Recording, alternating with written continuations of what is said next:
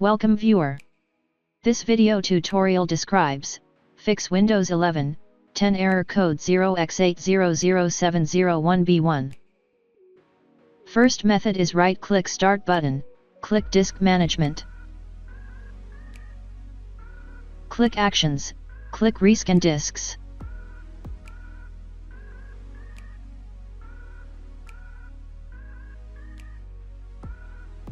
Second method is Open File Explorer.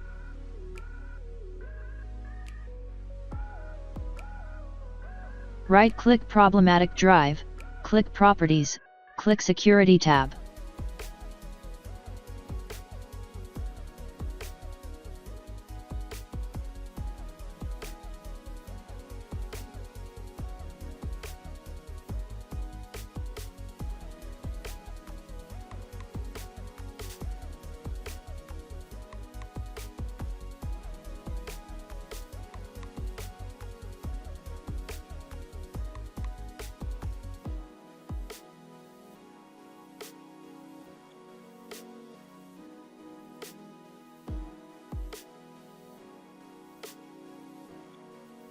I hope this tutorial helps to you.